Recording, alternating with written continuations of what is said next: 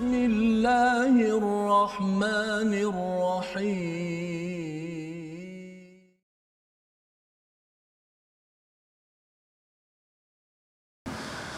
أعوذ بالله من الشيطان الرجيم بسم الله الرحمن الرحيم الحمد لله رب العالمين الرحمن الرحيم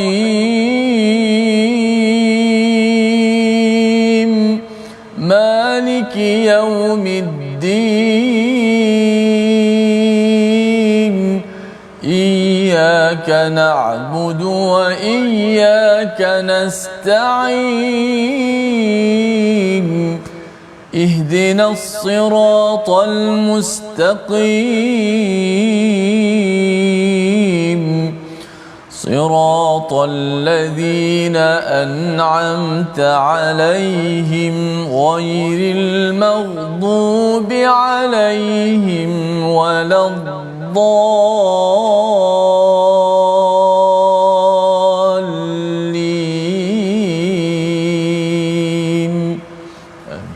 Assalamualaikum warahmatullahi wabarakatuh. Alhamdulillah wassalatu wassalamu ala Rasulillah wa ala alihi wa man wala syada la ilaha illallah syada Muhammadan abduhu wa rasuluhu. Allahumma salli ala sayidina Muhammad wa ala alihi wa sahbihi ajma'in. Amma ba'du. Apa khabar tuan-tuan dan puan yang dirahmati Allah sekalian? Kita bertemu My Quran Time baca faham amal pada hari ini halaman yang ke-503 ya, bersama dalam surah Al-Ahqaf bersama Ustaz Tirmizi Ali. Apa khabar Ustaz? Alhamdulillah, Astagfirullah. Alhamdulillah Ustaz ni kita dah hari Khamis hari ni. Betul? Ya, dan tak lama lagi kita habis Syawal kita dan bersedia kita menuju kepada Zulqaidah Zulhijjah kita pula Ustaz ya.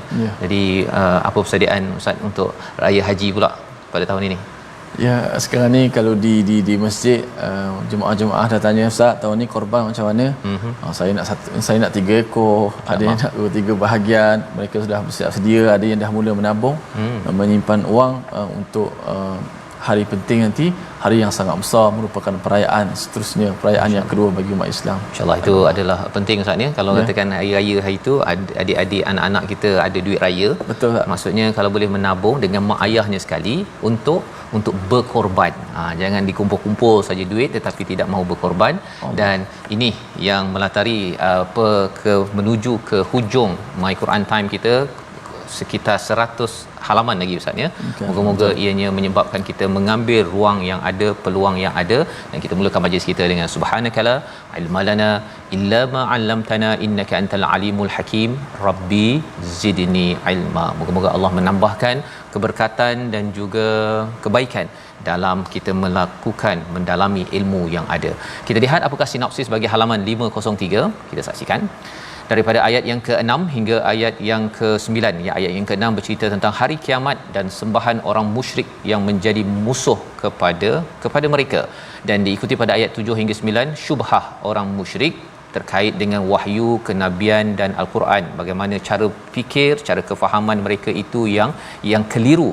Diikuti pada ayat 10 hingga ayat yang ke-14 al-Quran sebagai kalam Allah yang membawa kebenaran, al-haqq, dan sikap orang kafir dan muslim terhadap al-Quran yang perlu kita ulang, yang perlu kita perjuangkan. Mari sama-sama kita baca ayat 6 hingga ayat yang ke-10 pada hari ini untuk sama-sama kita meneruskan lagi komitmen kita beribadah, membaca al-Quran dan mentadabbur isi kandungannya bersama Ustaz Tirmizi. Alhamdulillah, wassalatu wassalamu ala Rasulillah wa ba'd. Terima kasih pada sahabat saya Fadil Ustaz Fazrul. Penonton-penonton, sahabat-sahabat Al-Quran sekalian, alhamdulillah, syukur banyak-banyak kita pada Allah Subhanahu Wa Taala dapat meneruskan lagi My Quran Time kita pada kali ini, hari Khamis. Seperti biasa kita share, kita sebarkan majlis ilmu kita ini, hantar kepada grup-grup WhatsApp yang ada, ajak seramai mungkin ahli keluarga kita. Mudah-mudahan manfaat daripada surah Al-Ahqaf, dapat sama-sama kita belajar. Mungkin bagi setengah orang surah Al-Ahqaf jarang kita baca ataupun jarang ditemui, jarang diperbincangkan. tambahan semalam pula ada perkataan yang lain sikit, kena baca dengan seperti ibdal, nak kena tukar pula hamzah jadi huruf mat. Itu ni orang lain tak pernah dengar macam tu. Sudah pasti kalau kita lihat pada isi-isinya juga satu mesej yang penting untuk kita belajar. Ayat 6 hingga ayat 10. Jom sama-sama kita mulakan dengan Taranum Bayati.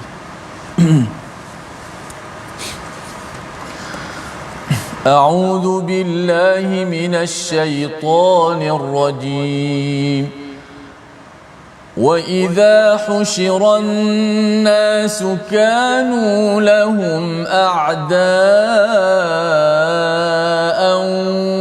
وكانوا بعبادتهم كافرين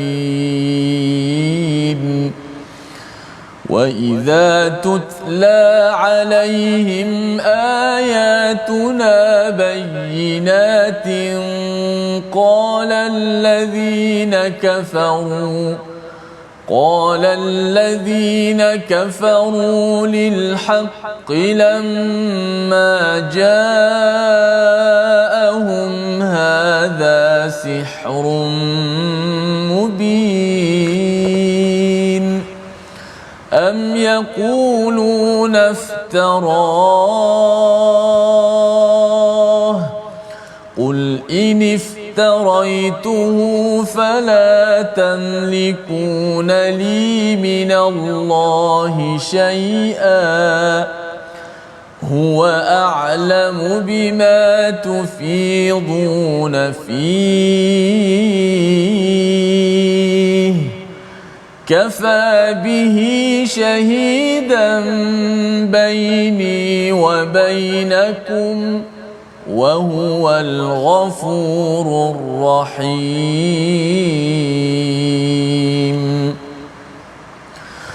قُلْ مَا كُنْتُ بِدْعًا مِنَ الرُّسُلِ وَمَا أَدْرِي مَا يُفْعَلُ بِي وَلَا بِكُمْ إِنْ أَتَّبِعُ إِلَّا مَا يُوحَى إِلَيَّ وَمَا أَنَا إِلَّا نَذِيرٌ مُبِينٌ قُلْ أَرَأَيْتُمْ إِنْ كَانَ مِنْ عِنْدِ اللَّهِ وَكَفَرْتُمْ بِهِ وشهد شاهد من بني إسرائيل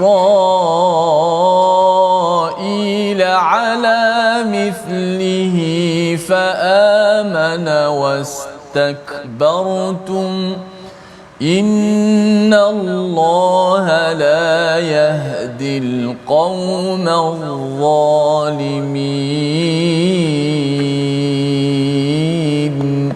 صدق الله. Surah Al-Azim, itulah bacaan ayat yang ke-6 hingga ayat yang ke-10 untuk sama-sama kita menyambung surah Al-Ahqaf, surah yang terakhir daripada surah yang kita lihat. Kalau selepas ini surah yang ke-47 surah Muhammad, ya, tidak ada lagi Hamim, Ustaz, ya. Jadi surah Al-Ahqaf ini adalah surah akhir daripada kumpulan Hawamim yang mengingatkan kepada kita bahawa kita perlu beriman kepada Al-Quran dan mengapa Quran itu penting, kita akan bincang selepas ini.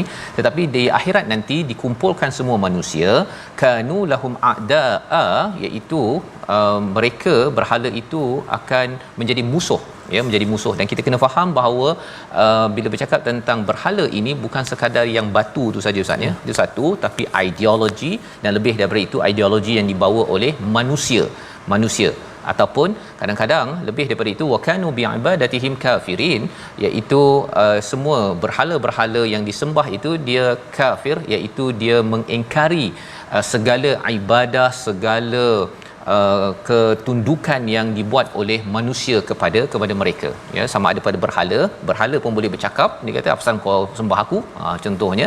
Dan yang keduanya, kalau ada yang sembah kepada Nabi Isa, saatnya masuk agama Kristian, kata Nabi Isa ni anak Tuhan lah, dia pergi kepada kubur, dia kata kubur ni boleh tolong dia untuk jadi kaya, jadi macam-macam. Pada waktu itu ialah Nabi Isa pun cakap tak ada pula, ya, tak ada pula saya menyeru mereka ini untuk mengabdikan diri kepada Nabi Isa ataupun mana-mana tokoh wali dan sebagainya. Jadi ini adalah perkara yang berlaku di akhirat. Allah bongkarkan untuk kita dapat berfikir secara lurus, ya, secara matang.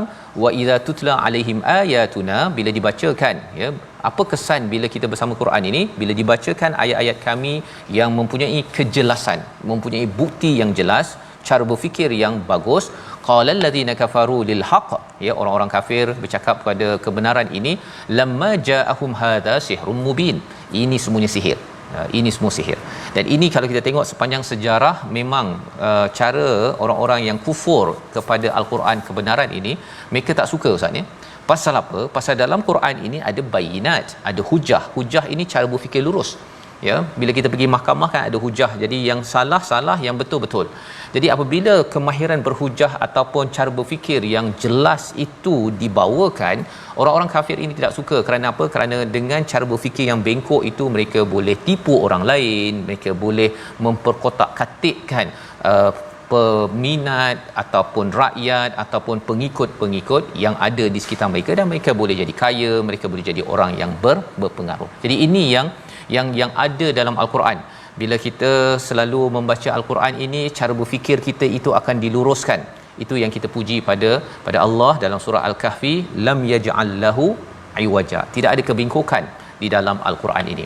Pada ayat yang ke-8, am yaqulu naftarah, ya, apa lagi yang mereka cakap, mereka tuduh pada nabi selain daripada sihir ini, pasal mereka tak ada point lain, mereka rasa macam memang mengkagumkan Quran, tetapi mereka tidak mahu iktiraf, maka mereka kata sihir saja. Di dalam perkataan sihir itu sebenarnya mereka nak mengiktiraf bahawa ada sesuatu yang hebat, magic, ya, ajaba, tetapi mereka tak nak guna perkataan yang bagus, mereka guna perkataan sihir di dalam ayat yang ke-7.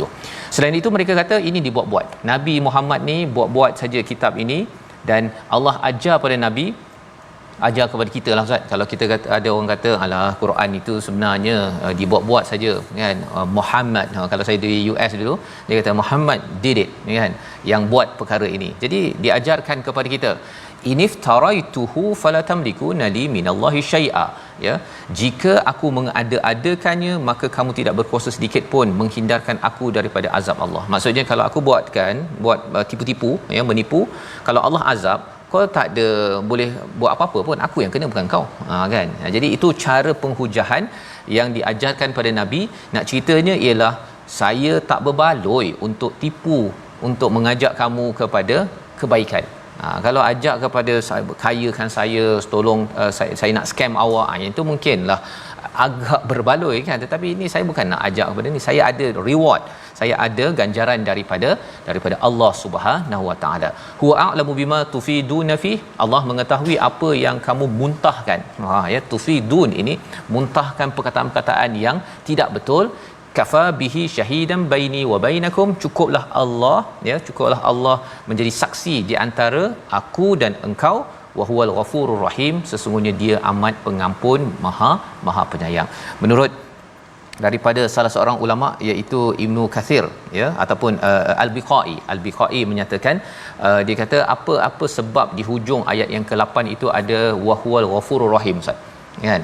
Nampak dia awal tu mereka kata kutuk nabi, kemudian nabi kata tak berbaloi pun kalau aku diazab Allah, kamu tak ada share pun, ya. Dan cukuplah aku dengan engkau disaksikan oleh Allah SWT. Di hujung itu wahwal ghafurur rahim. Mengapa? Kerana di situ ada mesej penting untuk kita juga yang mengikut pada Nabi Muhammad sallallahu alaihi wasallam. Bila orang dah tak suka, Ustaz, ya, kita sampaikan kebaikan, lepas tu orang komen kata entahlah penipulah apa sebagainya, kita jangan jadi orang yang marah ataupun merespon dengan negatif, tetapilah respon dengan cara apa? Biarlah Allah menjadi saksi antara kita. Allah Maha Pengampun, Maha Penyayang. Kita pun tak apalah, kita doakan dia itu diampunkan, bertaubat, dan akhirnya mohon Allah beri rahmat kepada orang tersebut. Jadi bukannya kita marah-marah, tetapi kita mendoakan keampunan, mendoakan Allah memberi rahmat apabila orang ini kembali kepada Allah Subhanahu Wa Taala. Selain daripada itu, diajarkan kepada Nabi sallallahu alaihi wasallam sebagai panduan juga untuk kita bagaimana respon kepada orang yang tidak mahu beriman kepada wahyu. Ayat 9 kita baca sekali lagi bersama Ustaz Tirmizi Ali. Silakan Ustaz. Baik, kita akan baca ayat yang ke-9 untuk melihat respon dalam peristiwa ini, dan mudah-mudahan ayat ke-9 yang kita baca ni dapat sama-sama kita dapat follow betul-betul, kita dapat ikut wahyu ilahi ini, mesej yang nak disampaikan kepada kita. Ayat ke-9, qul ma kuntu ada perkataan bid'ah di situ Ada perkataan bid'ah. A'udzubillahi minasyaitonir rajim. قل ما كنت بدعا من الرسل وما أدري ما يفعل بي ولا بكم إن أتبع إلا ما يوحى إلي وما أنا إلا نذير مبين.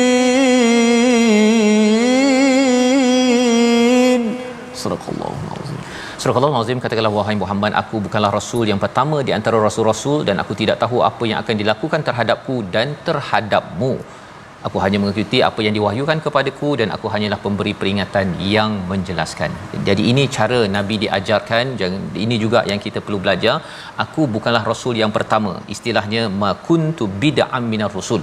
Bid'an minar rusul ni maksudnya membuat bid'ah Ustaz ya. Membuat inovasi, cakap mesej yang saya sampaikan ni saya buat-buat, amalan yang saya bagi ni, solat ni buat-buat, baca buat-buat. Ini semuanya ada asas, dan asas ini bukannya bermula sekarang. Ia bermula seawal rasul-rasul yang terdahulu. Ada sejarah, ada sejarahnya, ada panduannya, dan Nabi diajar wama adri ma yuf'alu bi wala bikum. Aku tak tahu apa yang akan dilakukan oleh diriku dan oleh dirimu. Tak ada pula dengan apa yang disampaikan dalam al-Quran ini menyebabkan Nabi boleh baca orang lain ya, boleh teka okey nanti 3 tahun lagi awak kena pakai kereta merah pasal tarikh lahir awak begini. Tak ada. Itu bukan diajarkan oleh Nabi sallallahu alaihi wasallam. Tak ada teka-teka ke depan. Yang diajarkan oleh Nabi, yang dibuat oleh Nabi, in attabi'u illa ma yuha ilai. Aku ni ikut wahyu je. Begitu je Ustaz ya. Jadi kalau kita ada orang kata oh penipulah ya, kamu ni buat-buatlah, sebenarnya ada sejarah, boleh tengok sejarah. Dan saya ni ikut mana yang telah diarahkan oleh Allah, wama ana illa nadhirum mubin. Aku ini tidaklah kecuali menyampaikan, memberi nadhir, iaitu memberi peringatan dengan jelas dan terang. Jadi ini adalah tugas Nabi Ustaz ya. Ceritakan balik semula, dan tidak boleh pula saya yang si Rasul Nabi sallallahu alaihi wasallam claim lebih daripada apa yang mampu. Dan perjuangan Nabi adalah untuk mengingatkan manusia kepada Allah, kepada wahyu. Bukannya sila ikut saya, nanti undi saya. Bukan begitu. Ya, tak ada udang di sebalik mi. Sebenarnya Allah, Nabi sallallahu alaihi wasallam nak semua manusia ikut kepada Quran, kepada wahyu yang diberikan kepada Nabi sallallahu alaihi wasallam. Dan pelajaran untuk kita apa? Perjuangan kita, kalau kita ada apa-apa pun, kita mesti bawakan orang kepada paling tinggi, wahyu Allah Subhanahu Wa Taala. Walaupun kita ada follower ke, kita ni nak jadi pemimpin, nak jadi YB ke, pastikan yang paling tingginya sila ikut wahyu. Kalau ikut pada saya ya, ataupun nanti kita akan berikan kemajuan 3 tahun daripada sekarang, tetapi bila kita tak utamakan kepada apa yang Tuhan cakap ya, untuk memperjuangkan kebaikan, kadang-kadang kita bagi manifesto kosong je Ustaz. Dan kita bukan tahu pun ya, dinyatakan Nabi wama adri ma yuf'alu bi wala bikum. Kan, aku tak tahu apa yang aku akan buat ya, kepada diri aku pun aku tak tahu, diri engkau pun aku tak tahu. Jadi kalau ada orang yang jual bulan dan bintang Ustaz ni, dalam nak mengaut pengaruh ataupun nak jual barang dan sebagainya, orang-orang ini kita kena beri perhatian, kerana ada udang di sebalik mi ini, kadang-kadang ianya tidak benar. Dan ini diingatkan lagi pada ayat yang ke-10. Banyak nabi diajarkan Ustaz. Pasal apa? Pasal mereka dah tuduh macam-macam. Cara nak balas itu Allah beritahu, qul araaitum in kana min indillah wa kafartum bihi wa shahida syahidun min bani Israil ala mithlih. Ya, beritahulah aku apa pendapatmu jika sebenarnya al-Quran ini datang daripada Allah dan kamu mengingkarinya, padahal ada seorang saksi daripada Bani Israel yang mengakui kebenaran yang serupa dengan al-Quran lalu dia beriman, tetapi kamu menyombongkan diri. Jadi ini argumennya. Apa pendapat kamu? Dia si ada pendapat lagi Ustaz ya. Memang kebenaran dah ada, tapi cara bercakap Nabi itu juga diajar. Sebagaimana kita belajar dalam surah Yasin, cara kita nak berhujah itu dia bukan main marah-marah saja. Ya, dalam surah Yasin dia ajar agar kalau yang teruk kembali pada kita, pada penceramah. Tapi kalau yang baik-baik serahkan kepada pendengar. Pasal apa? Tak nak kita menyakitkan hati pendengar dan mesej tak sampai. Itu yang kita belajar dalam surah Yasin. Dari sini dinyatakan, apa pendapat kamu? Kalau ada salah seorang daripada Bani Israel yang dia percaya kepada apa yang ada dalam al-Quran ini. Salah seorang daripada Bani Israel yang dirakamkan dalam al-Quran adalah Abdullah bin Salam yang berada di Madinah, ya. Dan kalau merujuk yang lama, kita bercakap tentang Nabi Musa alaihi salam. Kita akan sambung ya selepas ini, tapi kita lihat dahulu apakah perkataan pilihan pada episod kali ini. Bada'a, yang pertama, mengadakan sesuatu yang baru, 4 kali disebut di dalam al-Quran, dan kefahaman kita tentang bada'a ini ialah sesuatu yang tidak ada asas, dan itu dinafikan oleh Nabi sallallahu alaihi wasallam. Dan inilah yang kita ingin jaga dalam hidup kita. Dalam masa yang sama, bukanlah kita melabel orang ni buat bid'ah ya, orang ini bid'ah itu bukan kaedahnya. Kita menjaga diri kita daripada buat sesuatu yang tidak ada asas. Asasnya di mana? Daripada Quran, daripada sunnah, daripada nabi, sahabat yang pernah melalui jalan yang benar. Kita berehat sebentar, kembali My Quran Time, baca faham amal insya-Allah.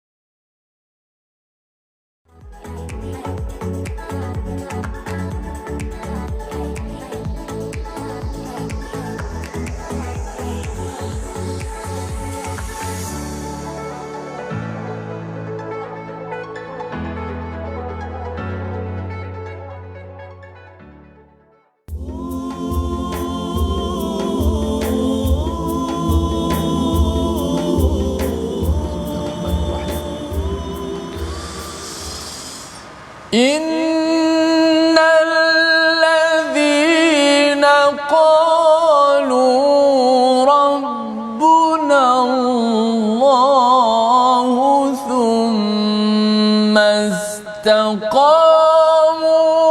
فلا خوف عليهم ولا هم يحزنون.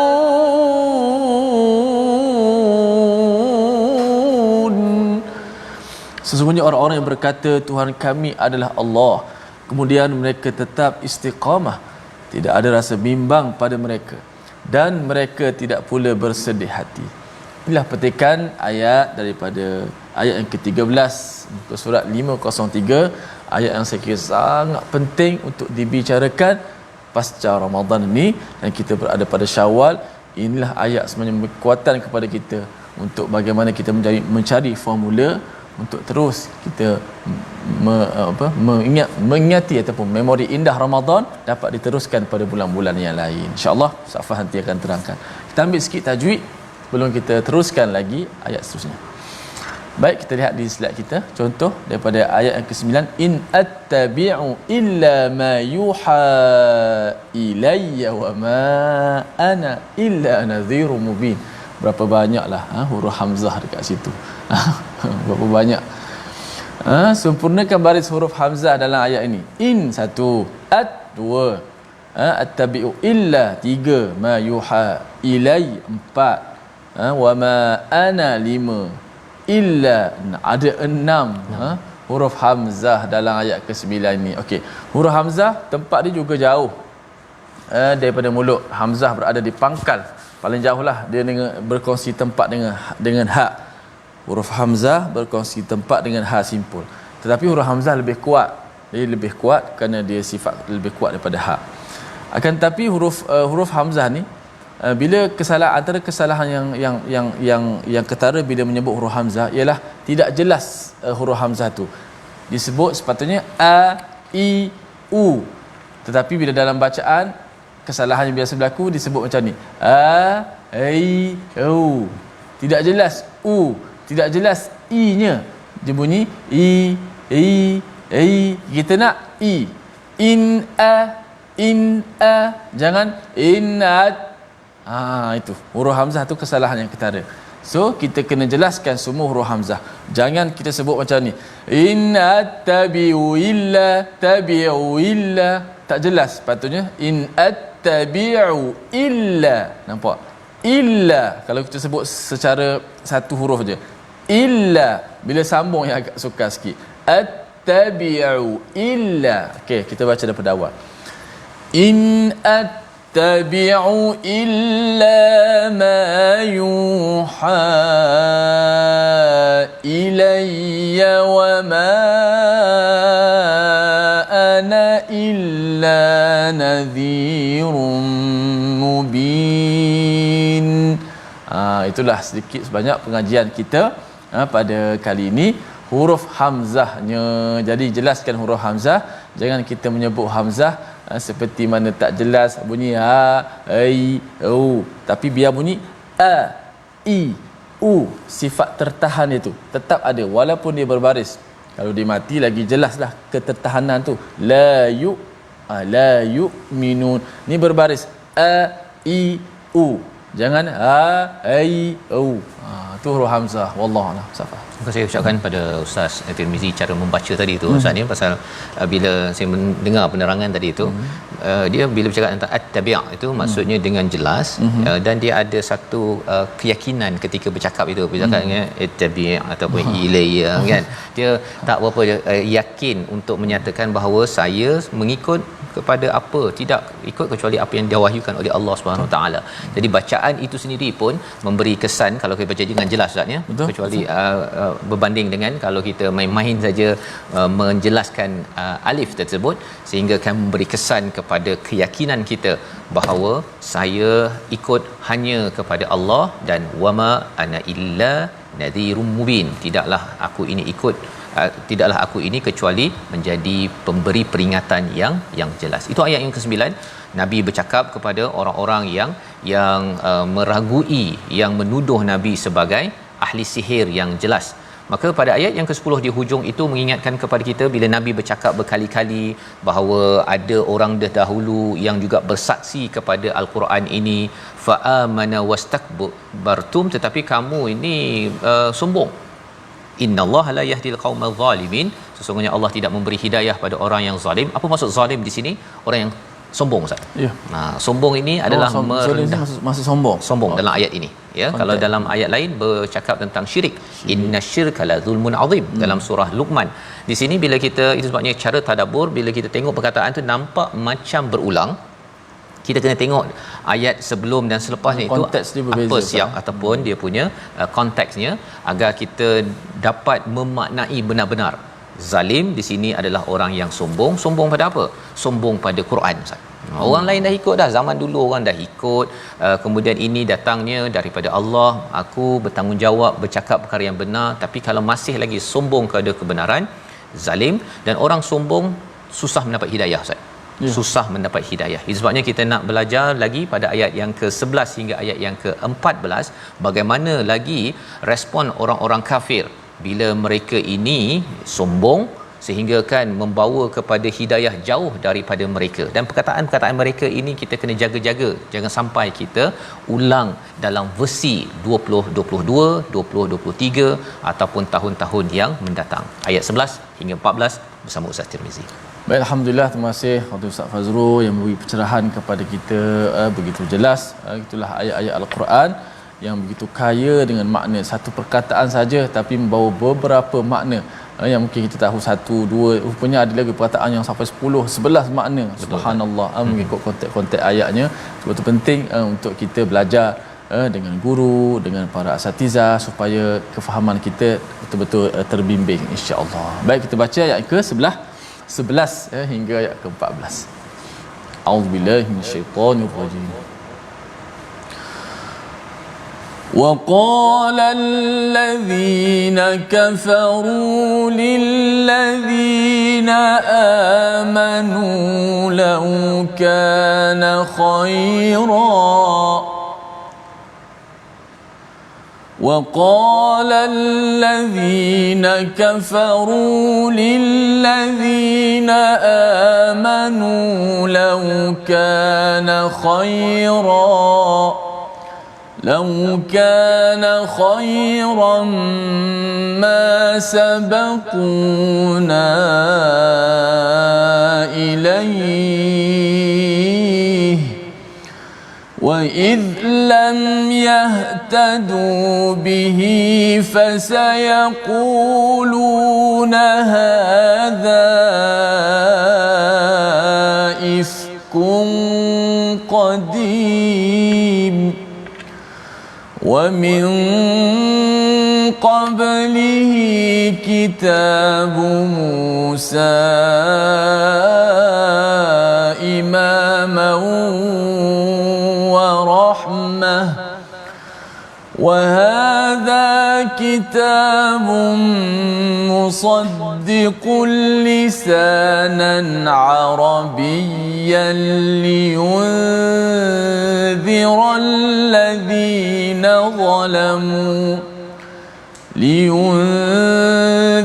الذين ظلموا وبشرى للمحسنين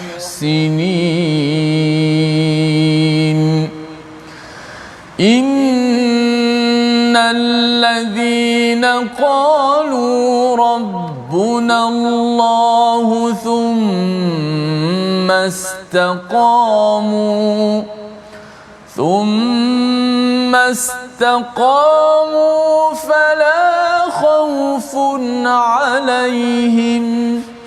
فلا خوف عليهم ولا هم يحزنون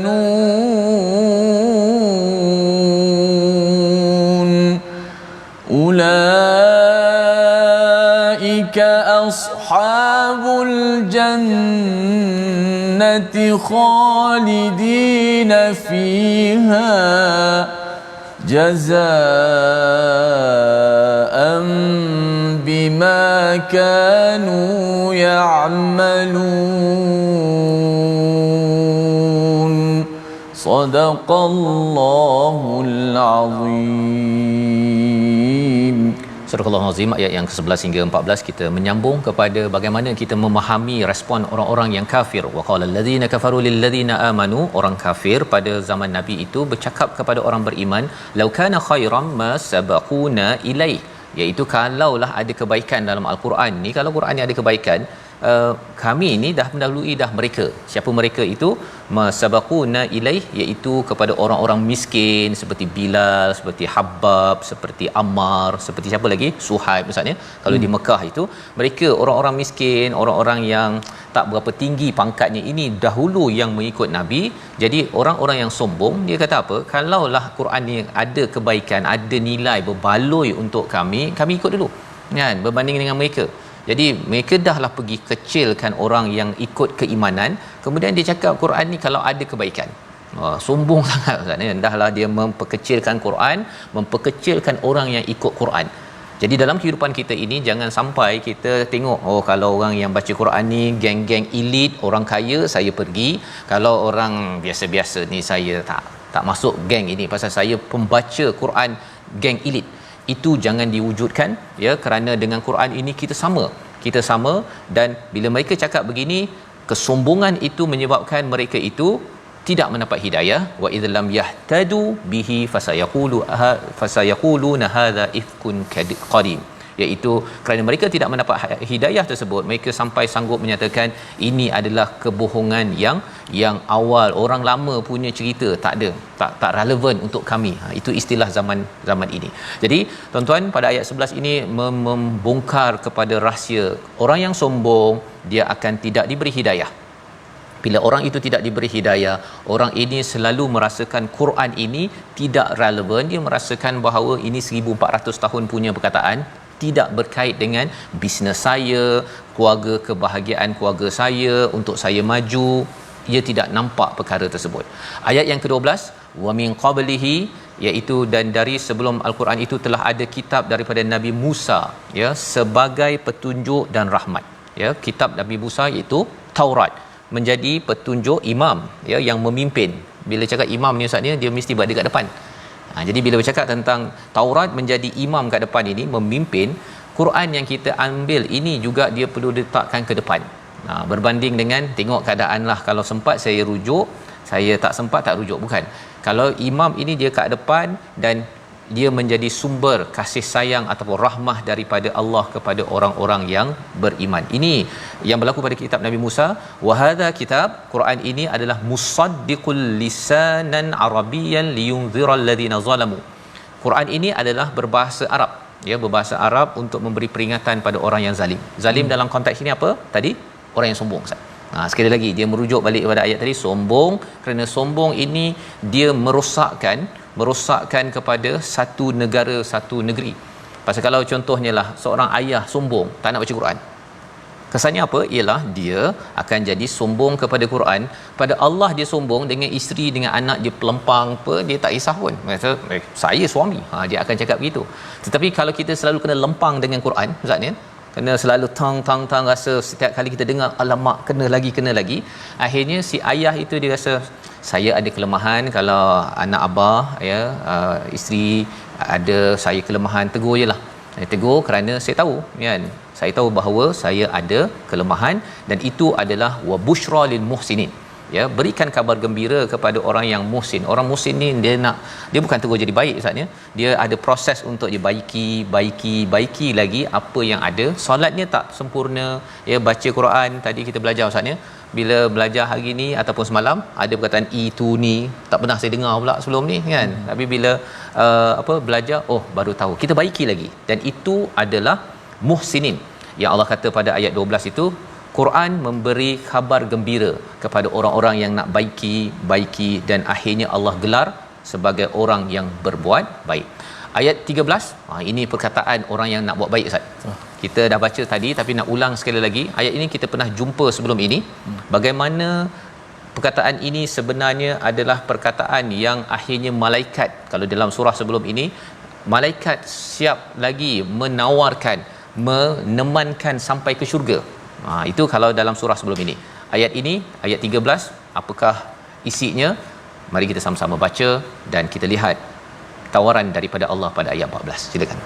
Baik, kita baca ke-13. Mudah-mudahan sama-sama dapat kita ambil manfaat. Yang penting untuk kita terus berjalan daripada bulan Syawal, selepas ni masuk Raya Korban dan sebagainya, kita dapat terus istiqamah. Sudah pasti ada berita gembira dalam ayat ini yang diberikan. Namun mungkin soalan saya juga pada Ustaz Fas, nak istiqamah macam mana Ustaz Fas? Nak istiqamah selepas daripada Ramadan tu. Ramai orang tanya, madza ba'da Ramadan? Apa selepas Ramadan nak buat ni? Okey, kita baca terlebih dahulu ayat 13. A'udzubillahi minasyaitanir rajim.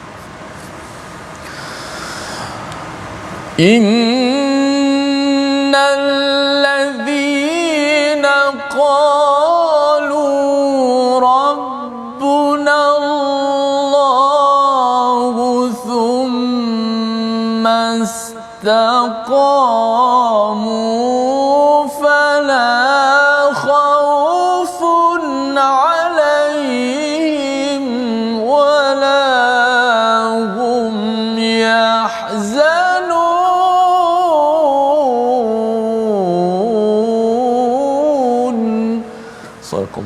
Sesungguhnya orang-orang yang berkata Tuhan kami adalah Allah, kemudian mereka tetap istiqamah, tidak ada rasa bimbang pada mereka dan mereka tidak akan bersedih hati. Inilah ganjaran kepada mereka yang pertama menyatakan apa? Rabbunallah, Tuhan kami adalah Allah Subhanahu Wa Taala. Maksudnya, Ustaznya, ini bab tauhid. Tauhid pada Ramadan itu pasal kita banyak ingat Allah, pasal solat kita, dengan puasa kita, dengan sedekah kita, dengan witir, tarawih kita. Rabbunallah kita pada Ramadan itu banyak. Jadi kesannya itu dia memberi kita istiqamah. Ya, dan kita istiqamah, satu kita konsisten, tapi yang keduanya istiqamah ni dari perkataan qama. Iqamah itu kita cuba untuk selalu mendirikan agama dalam diri kita. Itu kesan apabila kita bercakap tentang thummastaqamu, ya, di mana kita istiqamah cuba untuk mendirikan. Dan bila kita berdiri kita kena sedar, maksudnya kena sedar diri kita. Jadi kita kena sentiasa tahu bahawa okey, saya ni di bulan Syawal, saya masih ada Allah Rabbunallah yang sama, maka saya akan terus mendirikan apa sahaja kebaikan yang saya pernah buat pada bulan Ramadan. Dan lebih daripada itu, bila bercakap tentang Rabbunallah ini, kalau dalam bulan Ramadan ada tarawih, maksudnya tarawih dan witir. Tarawih sekarang tak ada, tapi witir ada lagi. Jadi kita cuba kekalkan witir kita, ya. Pada Ramadan ada tahajud, ya. Sebenarnya boleh kita ambil, kalau tak pun 8 rakaat, kita ambil 2 rakaat. Kita ambil, kita tak ada puasa yang wajib, puasa sunat, Ustaz. Bukan mudah kan pasal nak puasa, tetapi taklah sampai sepanjang bulan.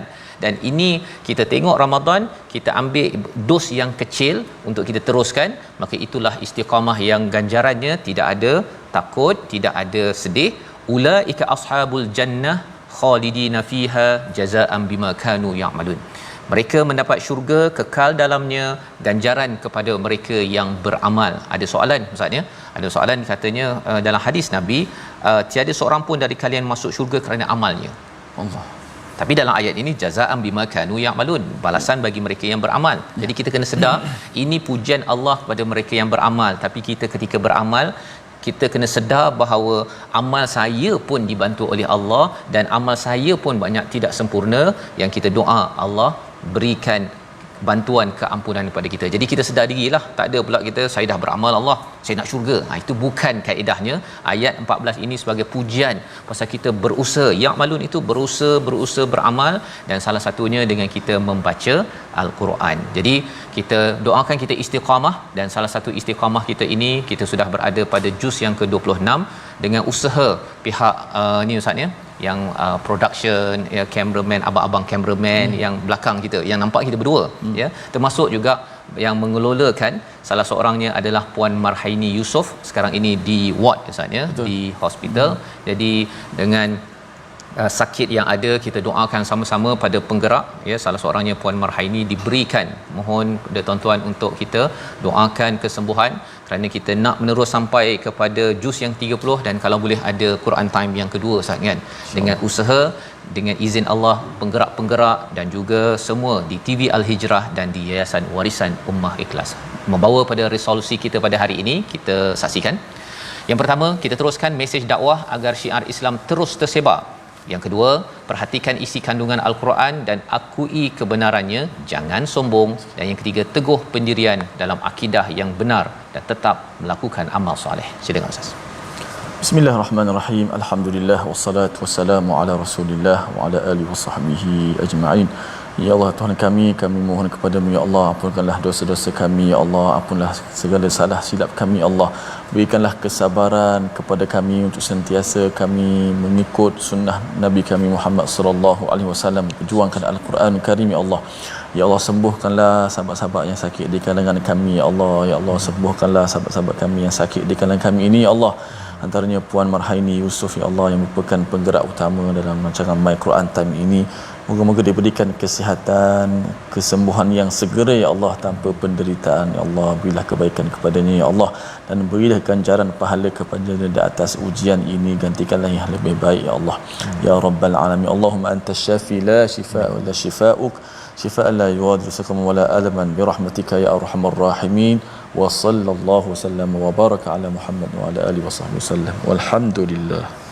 Amin ya rabbal alamin. Moga-moga Allah mengabulkan doa kita pada hari ini. Selepas kita membaca Al-Quran, kita harapkan ini amal soleh yang Allah terima, dan dijemput pada tuan-tuan untuk terus kita beramal dengan tabung gerakan Al-Quran. Sumbangan tuan-tuan yang pastinya kita doakan sampai ke hujung My Quran Time dan dapat diteruskan, dan juga kepada organisasi yang memerlukan saya nak buat program Al-Quran, saya perlukan bantuan, ya, berhubung dengan yayasan untuk kita sama-sama saling membantu untuk kita melebarkan mesej Al-Quran ini sendiri. Kita bertemu lagi pada halaman 504, ada ayat amat penting pasal ibu bapa hari esok. Kita berhenti dahulu, rehat dahulu, kita sambung hari esok insya-Allah. By Quran Time, baca, faham, amal insya-Allah.